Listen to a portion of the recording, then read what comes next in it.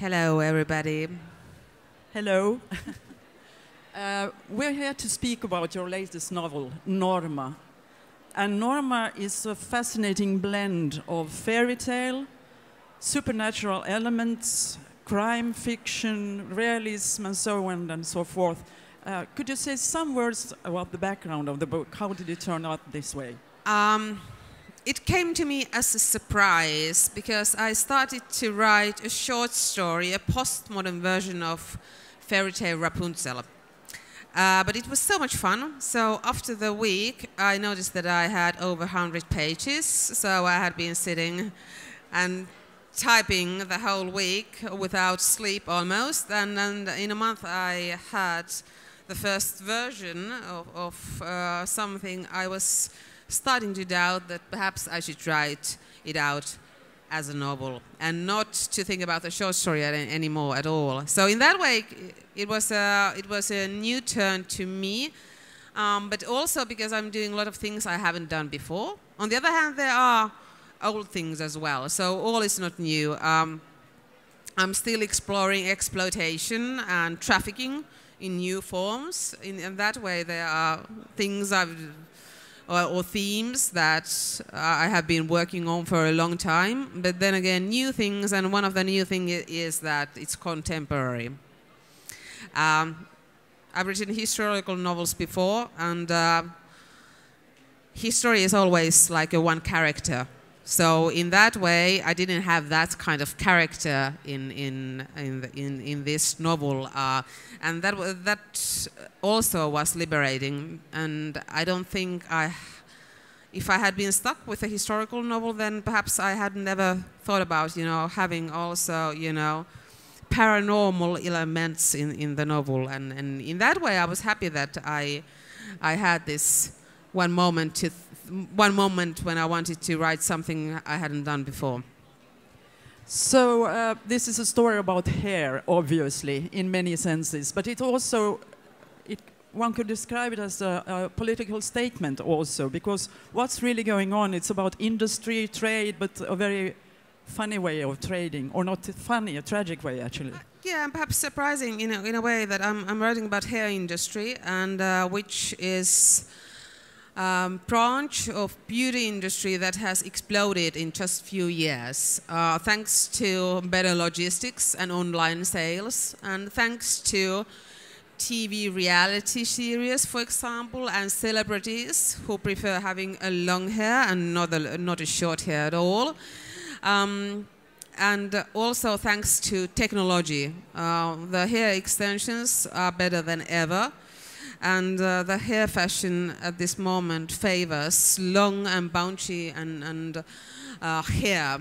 So in a way, it's extremely visible because when you switch on the TV, when you open up a magazines, you see a lot of women who are not carrying their own hair.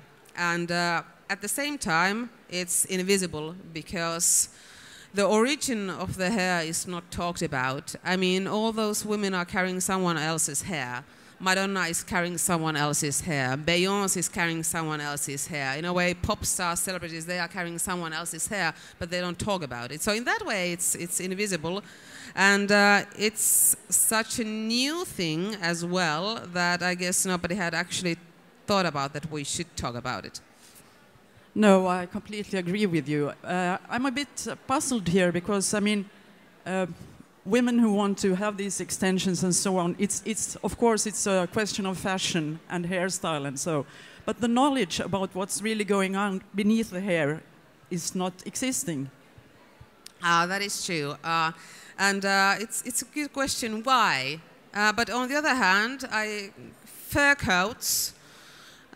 They were fashionable until somebody said that, what about the animal rights? Animal testing was okay until somebody said that it's not okay. Prostitution was okay until it became not okay in many countries. In many countries it is still okay, but anyway, the consumer is the one who decides if it's okay or not. having non-free range eggs was okay until somebody said that we want to have happy hens and not less happy hens. So in that way, it's about what consumer knows also, and how aware we are about what's happening in the world. And of course, as it's quite so often when we talk about exploitation, then hair industry is exploiting young women from poor countries, quite simply. They don't have a lot to sell, but they have their hair to sell, and then they sell their hair to support their families or children. And unfortunately, quite often, it also happens that it is the husband that sells the hair. Hair can be robbed as well. So in that way, there's a lot of criminality and gray areas and hazy business involved. So how did you come across this information about the dirty hair business? Well, I've been always interested in hair industry and hair culture as such, hair fashion.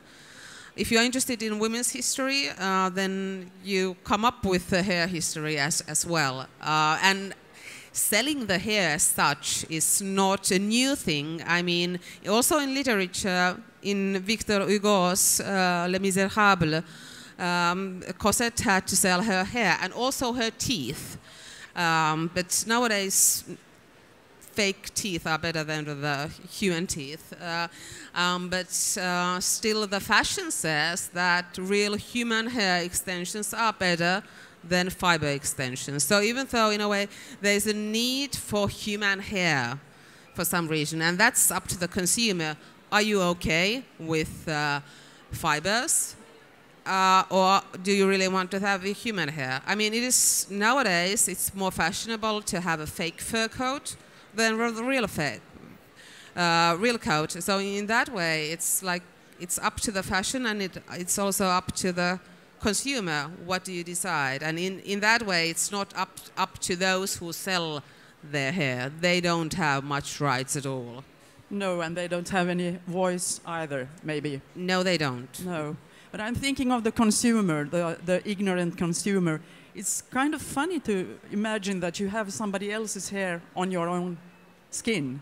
I mean, we don't wear other parts of the human body on ourselves. That is true. And actually, some hairdressers also say that when they get, the hair extension materials, bundles of hair, then actually they don't consider it anymore as somebody else's hair, even though it's a human hair, because it has been anyway, it has gone through a process